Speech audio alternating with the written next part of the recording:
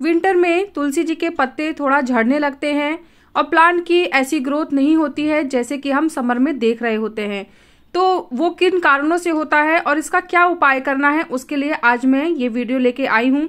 तुलसी जी को सूखने से बचाने के लिए कुछ उपाय बताऊंगी और खाद बताऊंगी, जिससे हमारी तुलसी जी कुछ ही समय में फिर से हरी भरी हो जाएंगी।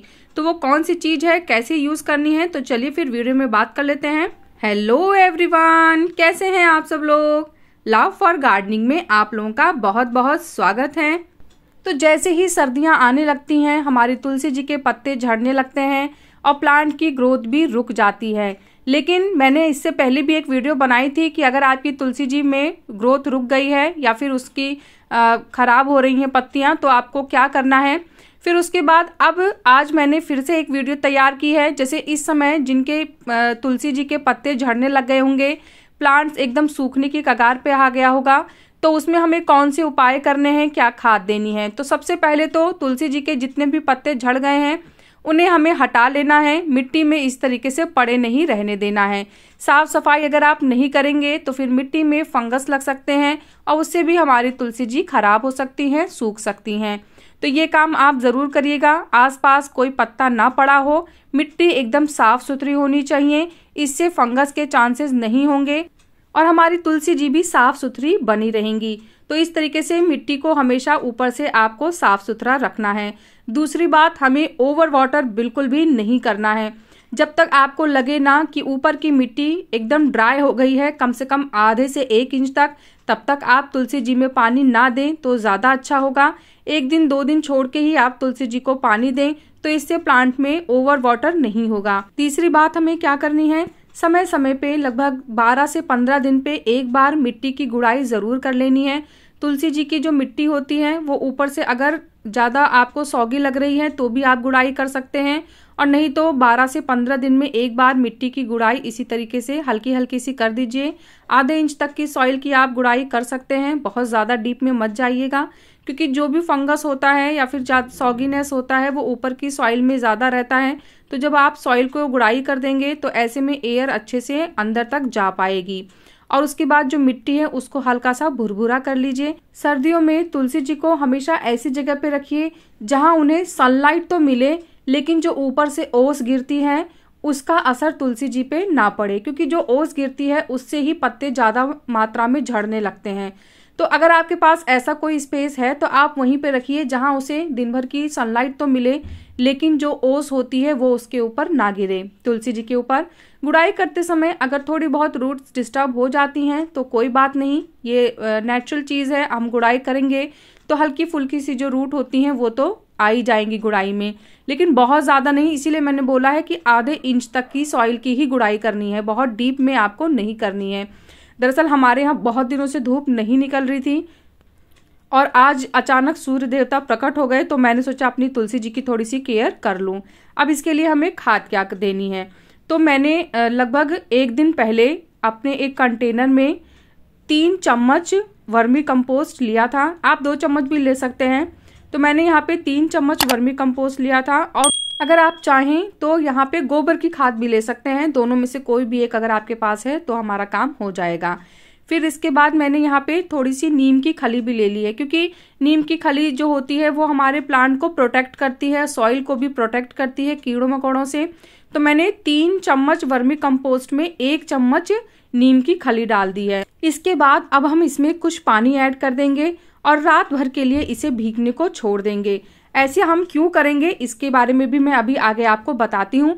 अभी फिलहाल मैंने इसमें लगभग 1 से 1.5 गिलास पानी लिया है, आप देख सकते हैं। और उसके बाद इसे अच्छे से मिक्स जरूर कर लीजिएगा, क्योंकि क्या होता है ना कि वर्मी कंपोस्ट तो अच्छे से मिक्स हो जाता है, लेकिन जो नीम की खली होती है वो पानी में ऊपर ही तैरती रहती है। तो अगर आप चम्मच से उसे 1 मिनट के लिए या 1.5 मिनट के लिए अच्छे से मिक्स कर देंगे तो फिर वो आराम से पानी में भीग जाएगी।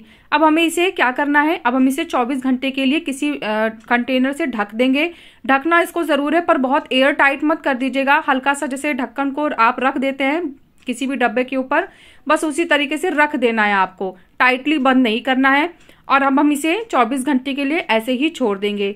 24 घंटे के बाद फिर जब ये खाद हमारी अच्छे से भीग जाएगी, फिर हम इसे अपने पौधे में देंगे। अब हम इसे ऐसा क्यों कर रहे हैं ये मैं आपको बताती हूँ। दरअसल क्या होता है, क्योंकि विंटर में हमारे पौधे खासकर जो तुलसी जी होती हैं वो डॉर्मेंसी टाइम पे चली जाती है, उनकी ग्रोथ नहीं होती है अच्छे से, तो ऐसे में वो खाने को जल्दी ले नहीं पाती हैं। तो जब हम इसे अच्छे से रात भर सोख करके और बढ़िया से डाइल्यूट कर देंगे, फिर उसके बाद जब हम प्लांट में देंगे ना, तो तुलसी जी उसको अच्छे से ले पाएंगी, जल्दी ले पाएंगी और उसका रिजल्ट भी हमें जल्दी से मिलेगा। तो मेरे पास जो डब्बा है उसमें जितना खाद था मैंने उतना ही उसमें पानी और ऐड कर दिया है, दुगना पानी। और उसके बाद अब ये जो हमारी खाद बनके तैयार हुई है ये अब पौधे में देने के लिए एकदम रेडी है। अब हमें करना क्या है, देखिए मैंने जब गुड़ाई की थी तो गुड़ाई करने के बाद मैंने लगभग आधे घंटे के लिए मिट्टी को ऐसे ही छोड़ दिया था ताकि वो अच्छे से ड्राई हो जाए और थोड़ी सी उस पर सनलाइट भी पड़ जाए और हवा वगैरह भी मिट्टी में अंदर तक पहुंच जाए।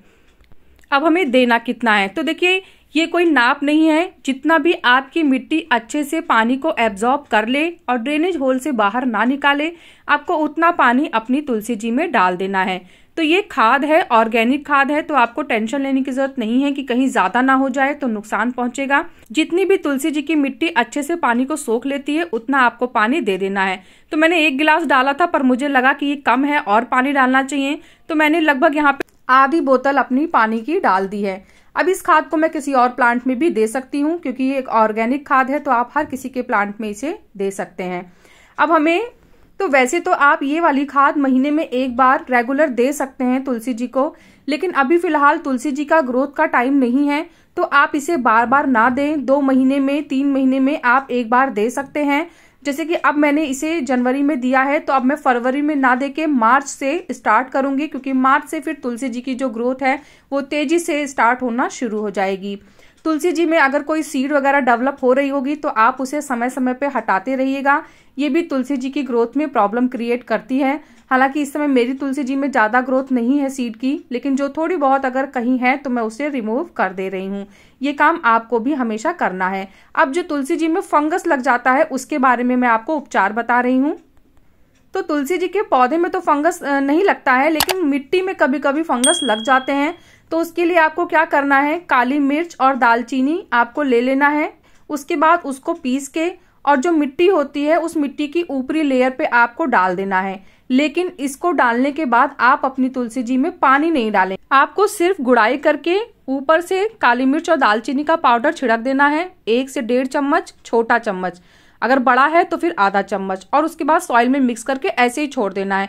फिर आप 24 घंटे बाद उसमें पानी दे सकते हैं। तो ये सारी डिटेल्स मैंने जो आपको बताई हैं, अगर आप इसे फॉलो करेंगे तो फिर तुलसी जी में आपके कोई भी प्रॉब्लम नहीं आएगी। तो कैसा लगा मेरा आज का ये वीडियो मुझे ज़रूर बताइएगा। अगर आपको वीडियो पसंद आया है तो वीडियो को लाइक करिएगा, चैनल को सब्सक्राइब करिएगा, और प्लांट से रिलेटेड अगर कोई भी क्वेश्चन आपके माइंड में है तो आप कमेंट्स के थ्रू मुझसे बात कर सकते हैं। मिलते हैं फिर नेक्स्ट वीडियो में, तब तक के लिए बाय, टेक केयर।